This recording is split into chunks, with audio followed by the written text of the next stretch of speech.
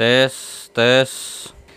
Oke, assalamualaikum warahmatullahi wabarakatuh and welcome back to my YouTube channel. Ya, so di video kali ini masih dengan pembahasan untuk manajemen rantai pasokan ya, IKMA 4371.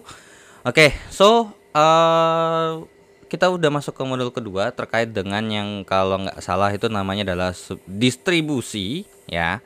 Oke, jadi coba saya cek dulu untuk ya distribusi dan transportasi. Oke, so kita masuk ke tes formatif yang pertama. Nah, oke, jadi untuk soal nomor 1, langkah-langkah yang diambil untuk memindahkan dan menyimpan suatu produk dari tahapan pemasok sampai dengan tahapan konsumen dalam suatu rantai pasokan itu disebut, ya ini jawabannya adalah distribusi ya, karena definisinya adalah memindahkan dan menyimpan. Dimana kan ketika melakukan distribusi itu kan juga pasti ada penyimpanan juga sementara gitu. Jadi secara keseluruhan itu adalah terkait dengan distribusi ya. Kalian juga bisa cek itu, definisinya ada di bukunya. Nah, untuk nomor 2, berikut ini adalah faktor yang mempengaruhi distribusi. Oke, so berarti untuk nomor 2, faktor yang mempengaruhi distribusi itu ada 5 ya. Nah, yang pertama adalah respon time, berarti terkait dengan waktu respon, terkait dengan waktu respon yang dimana kira-kira kalau misalnya untuk mengirimkan produk ke konsumen itu butuh berapa lama atau berapa waktunya yang dibutuhkan ya. Jadi ada jadi ibarat kata tuh ya, ketika misalnya ini respon dari setiap tahapnya tuh bagaimana sih, gitu ya. Kalau misalnya otomatis, kalau ibarat kata tuh kayak let's say bahwasanya kita punya sebuah mungkin ini biasanya lebih respon time itu ada di monitor ya biasanya ya. Semakin cepat, semakin kecil waktu respon time-nya, otomatis apa yang kita lihat itu bakal lebih cepat daripada yang respon time-nya lambat gitu. Ya. Oke, kemudian yang kedua adalah terkait dengan produk variety, atau variety produk variety, apa sih namanya bahasa Indonesianya itu, variasi produk. Nah, jadi tergantung sama berapa banyak jenis produknya ya. Nah, semakin kompleks ya, otomatis semakin banyak kompleks, semakin banyak produk, otomatis saluran distribusinya semakin banyak gitu. Oke, kemudian yang ketiga adalah customer experience. Oke, atau terkait dengan pengalaman si customernya atau kepuasan. Ini mungkin lebih tepatnya terkait dengan kepuasan pelanggan juga ya. Karena kalau misalnya dengan experience-nya atau pengalamannya itu, oh ternyata ini mudah nih. Nah, otomatis kita akan lebih condong untuk menggunakan produk itu ya, atau menggunakan jasa distribusi itu juga bisa ya. Kemudian yang keempat adalah terkait dengan product availability. Oke, ketersediaan produk ya, availability. Oke, jadi kira-kira gimana, mudah atau dapat mudah diperoleh enggak gitu, terkait dengan ketersediaan yang ada di pasar gitu ya. Kemudian yang terakhir adalah time to market. Nah, time to market yang dimana time to market sendiri itu definisinya adalah berkaitan dengan waktu yang dibutuhkan pasar untuk bisa menerima dan merespon ketika ada produk baru ya. Jadi kayak ibarat kata tuh, kalau respon time itu di prosesnya, kalau time to market itu di pasarnya gitu ya. Jadi dari sini kita bisa jawab bahwasanya yang tidak mempengaruhi atau faktor-faktor yang mempengaruhi distribusi kecuali adalah yang B, yaitu adalah product accessibility ya. Oke, kemudian yang ketiga, jenis penyerahan produk yang dilakukan dengan menyalurkan produk dari penempatan awal berupa permulaan tunggal ke berbagai penempatan yang menerima produk sampai akhirnya ke penempatan penerima tunggal disebut penyerahan yang seperti apa sih? Nah, ini untuk nomor 3 jawabannya adalah yang A ya. Oke, jadi kalau nomor 3 ini itu ada 2 penyerahan gitu ya. Ada 2 penyerahan yang dimana ada penyerahan langsung atau ada penyerahan milk run. Kalau langsung ya otomatis pilih jalur yang paling pendek, yang dimana ya nggak seribet. Kalau di sini kan kita lihat bahwasanya dengan menyalurkan produk dari penempatan awal, berupa permohonan tunggal ke beberapa penempatan, kemudian nanti ke penempatan penerima tunggal lagi. Jadi dari single dari satu orang, terus kemudian dibagi jadi beberapa channel, kemudian nanti ujung-ujungnya satu aja gitu. Nah itu kan kalau ibarat kata tuh sebenarnya seperti ya, kalau milk run mungkin ini diambil dari istilah, ya saya nggak tahu ya, ini mungkin secara logik aja. Kalau di luar negeri kan, atau mungkin ini kan kadang ada mungkin kalau di Indonesia itu jatuhnya kayak Yakult gitu mungkin ya. Nah itu kan dari pasokan pemasok tunggal, kemudian dikasih atau ditempatkan di beberapa penempatan yang menerima produk, kemudian diterima oleh atau digunakan oleh konsumen akhir gitu. Nah kalau langsung ya udah set, nggak ada yang namanya repot-repot seperti ini ya. Oke. Oke, kemudian lanjut ke nomor 4. Jenis pasar ketika permintaan dan penawaran rendah dan tidak pasti merupakan jenis pasar yang bagaimana? Nah, ini ada hubungannya dengan kuadran ya, kuadran terkait dengan jenis pasar.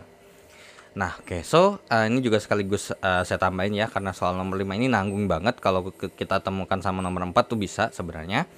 Oke, jadi nomor 4 dan nomor 5 ini ada hubungannya dengan kuadran yang ada di sini ya, 4 dan 5. Yang dimana terbagi menjadi 4 kuadran. Yang pertama adalah kuadran berkembang, yang dimana intinya berkembang, tumbuh, mantap, dewasa ya.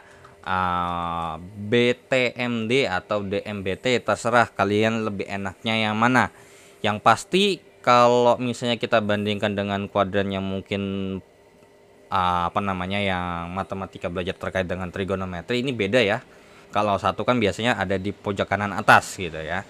Kalau ini dimulai dari pojok kiri bawah, alias kiri bawah. Nah, jadi berkembang itu, jadi ini sebenarnya ini permintaan, ini penawaran. Jadi ingat aja, ini berdasarkan kurva aja. Ini terkait dengan yang namanya koordinat. Otomatis kalau di bagian kiri ini yang rendah, dimana permintaan sama penawaran rendah. Kalau ini permintaannya tinggi, tapi dimana penawarannya kan masih di daerah sini ya. Nah, tapi permintaannya tuh udah sampai ke sini.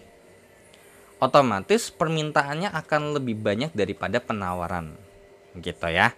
Kalau yang di sini permintaan sama penawaran sama-sama tinggi dan seimbang. Kalau yang di sini otomatis penawarannya dia segini, tapi permintaannya cuma segini. Otomatis permintaannya lebih besar daripada penawaran lebih besar daripada permintaan ya. Itu yang dinamakan dewasa ya. Oke, jadi jenis pasar ketika permintaan dan penawaran rendah dan nggak pasti ya, sama-sama rendah nih, berarti berkembang. Kemudian nomor 5, jenis pasar yang berada pada kondisi permintaan lebih tinggi. Oke, berarti yang dimana dibanding persediaan, sehingga persediaan menjadi sering tidak pasti, disebut pasar maju alias tumbuh ya. Oke. Nah, jadi jawaban nomor 5 ini adalah yang C ya. Oke, kita lanjut ke soal berikutnya. Nah, kita lanjut ke soal nomor 6 sampai nomor 10. Nomor 6, kategori pengukuran pasar yang mengacu pada kemampuan suatu perusahaan terantai persediaan untuk beroperasi agar menghasilkan suatu tingkatan profitabilitas yang sesuai disebut dengan yang namanya efisiensi internal ya. Jadi nomor 6 jawabannya adalah yang B. Karena kan ini terkait dengan pengukuran ya daripada internalnya sendiri. Kemudian dibahas terkait dengan kira-kira efisien nggak sih penggunaannya gitu ya. Sehingga kalau misalnya efisien, otomatis dengan biaya minimum ya, biasanya dengan biaya seminimum mungkin dan mempunyai keuntungan yang setinggi mungkin, yang dimana tidak menjatuhkan terlalu banyak untuk yang dibagi minimumkan ya.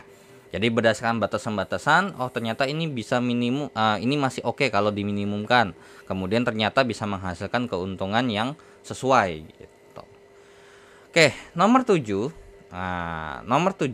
Salah satu model generik distribusi produk yang melalui proses pemesanan oleh konsumen ke retail atau distributor, kemudian produsen mengirimkan ke gudang transit milik distributor kemudian dikirim ke konsumen, itu kira-kira apa sih gitu ya. Nah, tapi sebelum lanjut, mungkin ini kita bahas sedikit ya untuk nomor yang nomor 6. Jadi terkait dengan pencapaian kategori pasar sendiri itu ada beberapa ya. Yang pertama adalah layanan pelanggan ya. Nah, yang dimana ya berarti otomatis terkait dengan ekspektasi pelanggan. Kita melayani pelanggan itu bagaimana, kemampuannya seperti apa. Ya nanti ada hubungan dengan timbal balik daripada ternyata customer atau pelanggan ini puas gitu.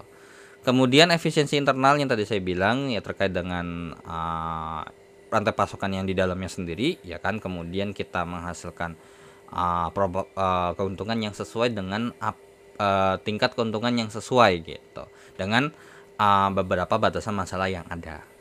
Kemudian yang ketiga adalah terkait dengan fleksibilitas permintaan, yang dimana fleksibilitas permintaan itu berarti ya namanya fleksibel berarti dapat mengikuti gitu ya, di mana kemampuan bereaksi terhadap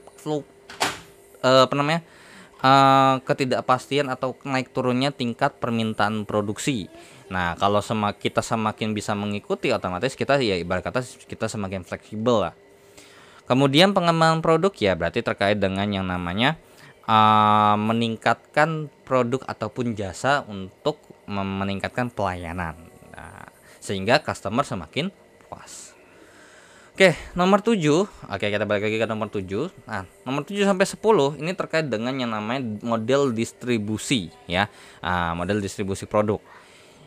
Oke, so untuk distribusi produk yang melalui proses pemesanan ini oleh konsumen ke retail, kemudian produsen mengirimnya ke retail, kemudian nanti baru dikirim ke konsumen, itu disebut dengan yang namanya, nah jawabannya adalah yang A ya.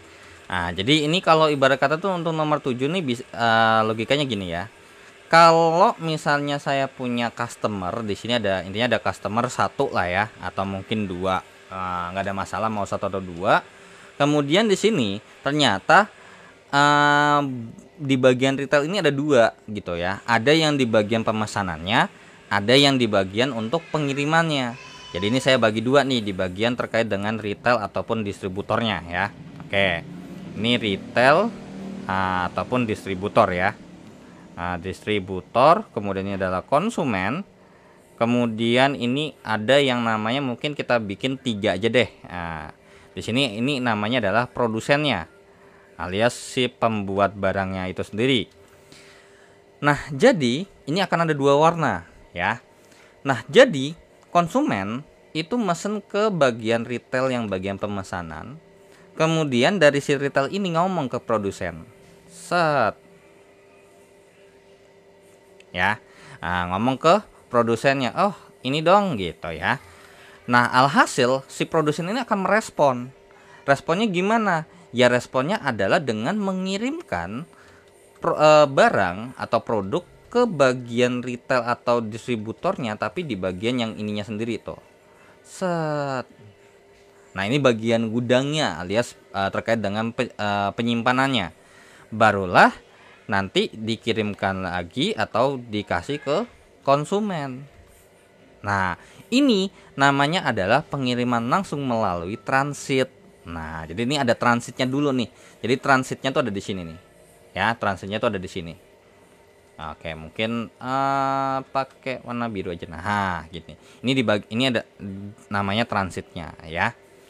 Oke, jadi nomor 7 jawabannya adalah yang A ya. Nah, biasanya produk-produknya itu kurang lebih semacam komponen komputer ya, kayak misalnya komponen-komponen komputer atau yang emang mungkin khusus gitu ya. Jadi emang nggak semua produk itu kalau dibikin distribusi itu nggak terlalu sama, karena punya karakteristiknya masing-masing ya. Oke, lanjut nomor 8. Nah, nomor 8, salah satu model distribusi ketika konsumen menempatkan ordernya ke distributor secara langsung, kemudian distributor itu diolah untuk dipesankan ke produsen yang terkait, itu disebut dengan, nah ini coba kita lihat dulu ya. Katanya ada customer, ada customer, ada konsumen. Kemudian ada distributor. Oh, tapi ternyata distributornya itu enggak turun tangan dalam proses pembalikan. Jadi distributornya cuma satu nih. Nah, oke, so saya bikin oh ya di sini aja nggak apa-apa. Kemudian kita anggap produsennya cuma ada 2 orang aja nggak apa-apa. Ya, setidaknya udah mewakili kok gitu. Nah, jadi si ini konsumen, ingat ya, ini konsumen, ini adalah distributor, kemudian ini adalah produsennya atau alias pabriknya atau alias manufacturer. Oke, so berarti si konsumen itu ngomong langsung ke distributor, kemudian distributor ini ngomong langsung ke produsen. Nah, tapi di sini beda sama di nomor 7. Kalau di nomor 7 itu produsennya ngirim ke distributor dulu baru dikasih ke konsumen. Sedangkan kalau yang di nomor 8 ini produsennya langsung ngasih ke konsumen. Nah, jadi ini ya namanya adalah dropshipping ya, alias pengambilan langsung oleh konsumen ya. Oke, jadi jawabannya ini adalah tapi agak nggak mungkin ya. Kalau misalnya kita bilang dropshipping kayak nggak gitu ya sistem. Nah, oke, so berarti gini. Kalau misalnya kita ngomong ke bagian ini. Nah, ya, mungkin masih masuk akal, tapi ini jadi gini nih. Distributornya atau jadi gini. Ini ibarat jatuhnya tuh kayak apa sih namanya? Dipesan ke produsen, tapi ini emang nggak lengkap sih definisinya ya. Karena apa namanya? Nah, ini mungkin kita anggap begini aja ya. Jadi kan udah di ini.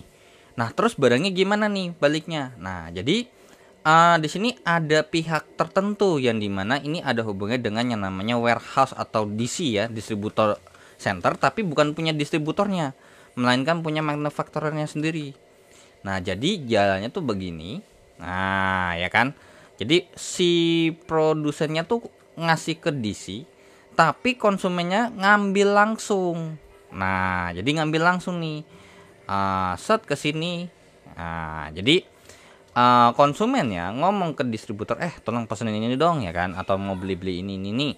Nah, kemudian si produsennya atau manufakturernya atau si pabriknya ini mengirimkan barangnya itu, tapi nggak ke distributor, nggak lewat distributor, melainkan dia ada yang namanya bisa kita katakan distribution, ini deh, ada tempat buat naruhnya. Nah, nanti si konsumennya itu ngambil ke situ. Nah, gitu ya. Oke, jadi nomor 8 ini jawabannya adalah yang C ya. Oke, coba kita cek dulu karena di sini kalau nggak salah ada 5 gitu ya. Ada 5 ini, ada dropshipping, ada yang pengiriman langsung melalui transit, terus ada pengambilan langsung oleh konsumen. Nah, udah ada 3 ya. Nah, coba kita cek untuk nomor 9. Salah satu jenis distribusi yang diawali dengan melihat potensial customer untuk suatu daerah, dan apabila dia merasa mencukupi, maka distributor akan membuat gudang penyimpanan di daerah tersebut sehingga bisa memberikan layanan secepatnya. Berarti ada hubungannya dengan yang namanya warehouse atau distributornya. Maka jawabannya adalah ya ini. Nah, ini udah jelas banget ya. Jawabannya adalah yang D ya. Oke, jadi bisa kita katakan skenarionya kurang lebih seperti ini ya. Oke, jadi nomor 7 sama nomor 8 ini, mungkin nomor 6 sampai nomor 8 kita hapus terlebih dahulu ya. Oke, so tinggal nomor 9 sama nomor 10. Nah, oke, jadi ada nomor 9 ya, nomor 9 kita punya ada konsumen gitu ya. Intinya ada konsumen nih. Nah, konsumennya 2 boleh, 1 aja juga nggak apa-apa sebenarnya. Nah, jadi ada konsumen. Oke, ada konsumen. Nah, kemudian ini beda. Ini bukan distributornya langsung, karena ini kan kita bahas terkait dengan gudangnya. Oke, jadi ada yang namanya gudangnya di sini. Ada gudang distributor, ada gudangnya. Nah, kemudian di sini ada beberapa pabrik atau manufacturer atau produsennya lah kalau kita bisa bilang ya. Nah, jadi konsumennya itu cuman bilangnya cuman bilang ke sini atau ke sini ya. Maka ini kalau terlalu banyak ya, intinya anggap aja ini mungkin kita bikin imbang aja deh, 2 aja deh ya. Jadi ibarat kata tuh si siapa apa namanya si konsumen yang satu itu ngomong, atau kita butuh ke bagian si sini nih misalnya ngomongnya ya kan. Jadi informasinya tuh cuman kita konsumen ke gudang aja. Nah, dengan begitu nanti langsung tuh set disimpan lah, karena kita tahu bahwasanya oh ternyata daerah ini nih bagus nih, atau konsumennya nih atau pasarnya bagus untuk si produk tertentu gitu ya. Atau ini kita bagi jadi 2 deh. Nah, jadi ini bagian sini aja. Nah, kemudian produknya otomatis dikasih ke sini. Nah, jadi dikasih nih ke konsumen. Nah, tapi perlu kita tahu juga bahwasannya ya, ini ibarat kata tuh yang namanya kita ini bisa jadi diretur gitu ya. Jadi bisa dibalikan lagi barangnya ke sini. Jadi kalau ibarat itu langsung tuker gitu ya, langsung tuker. Nah, jadi kurang lebih ini yang ingat ya, yang tadi kita kerjakan sebelumnya dari nomor 7. Ini untuk yang hijau ini terkait dengan aliran informasinya. Kalau yang ini terkait dengan aliran produknya. Ya. Oke, jadi kurang lebih seperti itu. Jadi kita cuma bilang aja ke gudang gitu ya. Kita bilang aja atau kita ngomongnya ke gudang. Nah, nanti kita ambil barangnya dari gudang itu yang dimana sebelumnya udah dikirim dari produsennya gitu ya. Oke, itu nomor 9. Nah, nomor 10. Model distribusi produk yang lebih bersifat top down, di mana para produsen atau manufaktur telah menunjuk keagenan. Oke, berarti ini agen distributor.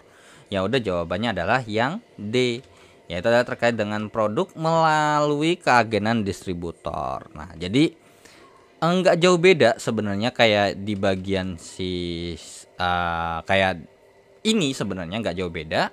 Cuman bedanya adalah kalau ini kan gudangnya tuh punya dianya sendiri, tapi kalau ini terkait dengan yang namanya distributor. Ya, kita jadi pakai distributor gitu. Nah, jadi kurang lebih cuman bedanya adalah yang namanya distributor ya ketika kalau mau retur ya nggak bisa gitu. Jadi kalau mau retur ya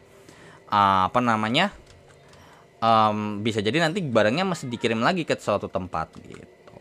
Ya, jadi ini adalah ada orang, ini ada konsumen. Nah, ini ada konsumen, ini ada distributor,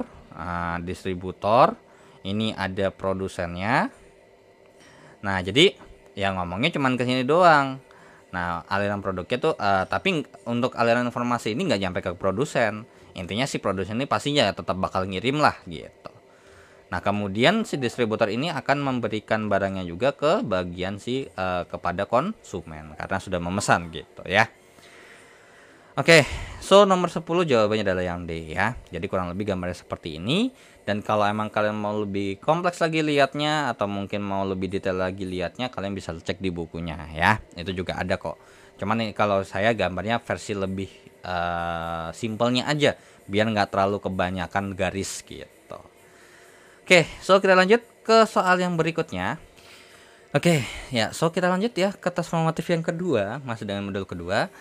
Nah, oke, so untuk nomor 1, perpindahan material yang berupa item fisik dan digunakan dalam proses produksi serta informasi dalam rantai pasokan itu disebut dengan yang namanya ya logistik. Jadi secara keseluruhan dari distribusinya sampai ke bagian ininya itu dinamakan logistik ya. Oke.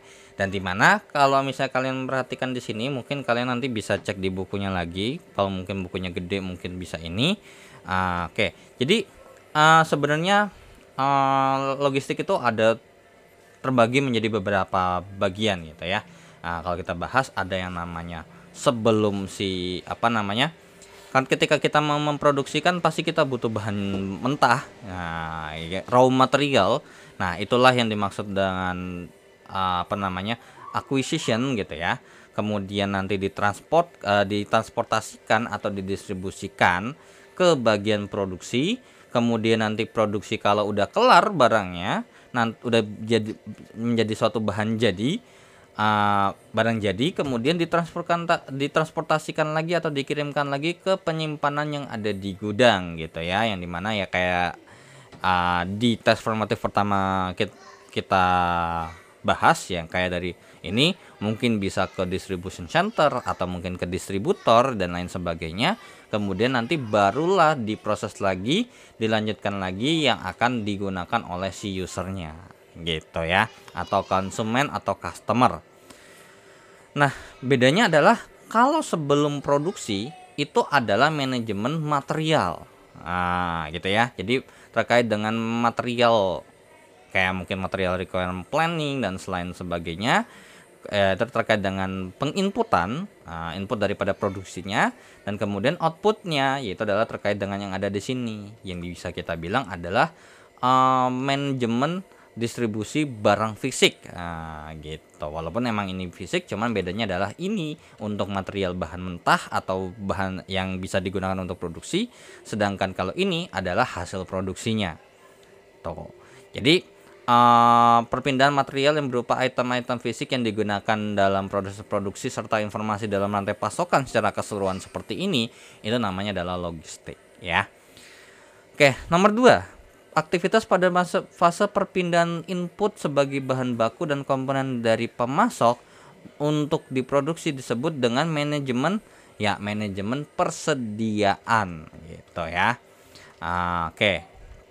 Nah, jadi mengatur gitu ya, mengatur kira-kira butuh bahan bakunya kapan gitu ya. Jadi kalau emang misalnya yang ditanya terkait dengan ini fase perpindahan input seperti bahan baku dan komponen dari pemasok untuk diproduksi, iya sih ini jadi lebih ke persediaan. Nah, untuk transportasinya bagaimana itu segala macamnya, yaitu di bagian subnya kurang lebih seperti itu ya. Makanya ini kalau di bagian sini sebelum ini nih sebenarnya bisa factory, berarti ini kita lihat factory storage ya. Oke. Jadi terkait dengan yang namanya persediaan ya. Oke, karena ya pasti ada prosesnya gitu ya. Tapi kadang juga gini, intinya kan bahan baku dari pemasok bisa juga langsung transportasikan ke produksinya gitu, ke produsennya. Ada juga yang lewat storage gitu. Cuman biasanya pada umumnya ya kalau misalnya kita dibilang adalah seperti bahan baku dan komponen dari pemasok untuk diproduksi, itu lebih ke persediaan ya. Oke. Kemudian pada kurva nilai biaya terendah terdapat pada tahap. Nah, ini jawabannya adalah pengadaan ya, dimana pengadaan tuh yang ini nih, procurement atau inilah untuk diadakan bahan bakunya. Jadi kalau dibikin grafik itu untuk nomor 3 sendiri, kalau misalnya kita buat sebuah grafik seperti ini, maka ini adalah terkait dengan procurementnya, kemudian nanti secara manufakturer gini, kemudian nanti habis didistribusikan ya pasti akan normal ya. Jadi akan ada yang hanya akan ada penambahan nilai ketika sudah dimanufaktur gitu, atau sudah diubah dari bahan mentah menjadi bahan jadi gitu. Kalau selama pengadaan ataupun selama distribusi ya nggak ada penambahan nilai kan tuh. Oke, nomor 4, agar dapat mencapai efisiensi operasi melalui integrasi pengadaan material, perpindahan material dan aktivitas bla bla bla bla bla, maka ini diperlukan yang merupakan tujuan dari manajemen logistik ya. Jadi secara keseluruhan tuh ya, itu adalah terkait dengan manajemen logistik ya, terkait dengan barang-barangnya. Keputusan mengenai desain jaringan pada dalam rantai pasokan meliputi so untuk nomor 5 ini, jawabannya tuh ada berdasarkan gambar grafik yang ini ya. Ini udah beda materi lagi sebenarnya ya. Jadi untuk nomor 5 sendiri kita punya informasi seperti ini. Nah, jadi keputusan dalam mengenai desain jaringan dalam rantai pasokan meliputi hal-hal berikut. Jadi kerangka desain jaringan tuh kurang lebih seperti ini, yang dimana akan terbagi menjadi 4 fase, yang dimana ada terkait dengan strategi supply chain, kemudian terkait dengan yang fase kedua ini adalah terkait dengan konfigurasi atau pengaturan daripada fasilitas di daerah tersebut. Kemudian fase ketiganya itu terkait dengan yang namanya daerahnya, kita bakal bangun di mana sih. Terus kemudian untuk terkait dengan yang namanya lokasinya juga nanti ada hubungannya ya. Yang dimana fase 1 ini dipengaruhi oleh kompetisi global. Terus kemudian strategi yang harus kompetitif. Kemudian juga ada hubungannya dengan yang namanya internal perusahaan. Nah, kemudian barulah dilanjutkan ke terkait dengan pengaturannya, yang dimana ini ada hubungannya dengan yang namanya mungkin pajak sama tarif, kemudian keperluan daripada regional tersebut tuh bagaimana, terus terkait dengan yang namanya keputusan politik, kemudian juga ada yang namanya uh, teknologi produksi, dan kemudian ada apa namanya uh, lingkungan yang kompetitif gitu. Nanti barulah ternyata dengan begini begini begini begini kita bikinnya atau kita bakal buka di daerah atau regional ini. Nah, kemudian barulah dilanjutkan lagi, kira-kira nih bakal di daerah mana nih yang lebih spesifik. Nah, gitu kan, contohnya kayak ibarat kata mungkin kita regionalnya mau main di Asia, tapi Asia tuh kan luas, mau di mana gitu. Nah, kemudian ada hubungan dengan terkait dengan infrastrukturnya bagaimana gitu. Jangan sampai ketika kita udah bikin ternyata infrastrukturnya nggak memadai, kayak jalannya nggak ada atau jalannya rusak. Nah, terus kemudian transportasi umum atau ternyata nggak bisa dilewatin oleh transportasi gitu. Terus kemudian terkait dengan metode produksinya bagaimana gitu. Yang otomatis ketika namanya metode produksi itu berarti kita ada hubungannya dengan yang namanya waktu, terus kebutuhan skillnya bagaimana. Jangan sampai ketika walaupun infrastrukturnya sudah sesuai, tapi ternyata skill-skillnya dari situ untuk kita anggap aja kita buka lowongan kerja atau segala macam, ya otomatis apa? Ya jadi rugi dong ya kan. Nah, kemudian baru lanjut lagi ke yang keempat terkait dengan yang namanya lokasinya. Nah, lokasinya ditentukan nih. Nah, berdasarkan apa? Biaya logistik sama faktor-faktor biaya faktor yang lain seperti transportasi gitu ya dan segala macamnya. Terus mungkin terkait dengan sewa, terus terkait dengan kebijakan politik gitu ya. Terus kemudian terkait dengan apa namanya? Demand daripada si regional tersebut sama teknologi produksinya tuh bagaimana ya. Oke, so ya ini jawabannya. Lokasi pabrik selektif iya, lokasi penyimpanan yang intensif iya, fasilitas transport eksklusif iya. Nah, ini ada hubungan dengan persaingan industri ya. Oke, jadi nomor 5 ini jawabannya yang A. Nah, kita lanjut ke soal nomor 6 sampai nomor 10. Jadi ini 5 soal terakhir untuk tes formatif kedua dan tes formatif terakhir juga untuk modul kedua. Nah, ke nomor 6. Berikut merupakan faktor-faktor penentu desain jaringan ya. Otomatis ini adalah terkait dengan teknologi, iya. Strategisnya, iya. Ekonomi secara keseluruhan, iya. Nah, finansial, ya. Finansial ini ya udah termasuk dong otomatis terkait dengan ekonomi dan segala macamnya. Maka nomor 6 jawabannya adalah yang B.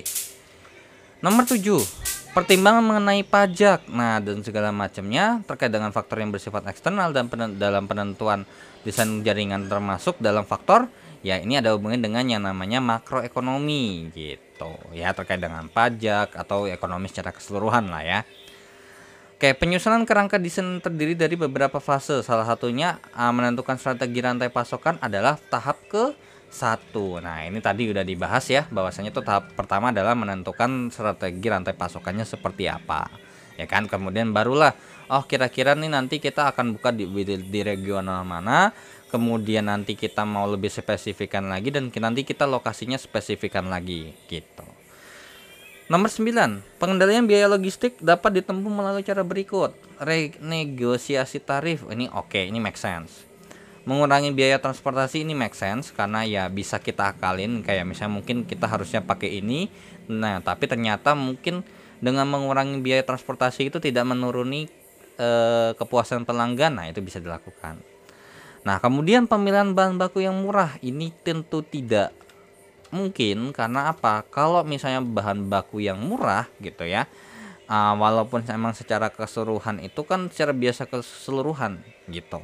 Kalau ini kan biaya logistik ya lebih terkait dengan transportasi, terus kemudian terkait dengan pengiriman dan penerimaan yang dimana operasinya dirampingkan. Nah, karena apa? Semakin banyak operasi pengiriman dan penerimaan, otomatis biayanya akan semakin mahal. Yang nanti akan berpengaruh terhadap hasil barang atau biaya barang ketika sudah mau dibeli oleh si konsumen paling akhir. Seperti itu ya. Oke, jadi nomor 9 nih jawabannya adalah yang C. Nah, nomor 10. Perhitungan dalam logistik dengan memperhitungkan nilai barang persatuan berat ini adalah value density ya, terkait dengan terkait dengan apa sih namanya, kalau kita mengirim barang tuh kan kadang ada per satuan berat. Nah, itu terkait dengan ada hubungannya dengan yang namanya, atau bisa kita sebut dengan yang namanya value density ya. Oke, so dengan begitu saya akhiri dulu untuk pembahasan tes formatif ke modul kedua untuk manajemen rantai pasokan dan atau ini supply chain gitu ya, rantai pasokan. Nah, saya ucapkan terima kasih bagi yang sudah menonton video ini, dan jangan lupa untuk di like, di share, di subscribe channelnya jika bermanfaat informasinya. Dan thanks juga yang sudah donasi di saweria.co dan scan barcode kirisnya sebagai bentuk dukungan channel YouTube saya. Dan jika ada kekurangan atau pertanyaan, langsung saja di chat atau di kolom komentar di bawah, dan saya pamit. Wassalamualaikum warahmatullahi wabarakatuh. See you in the next video. Bye bye.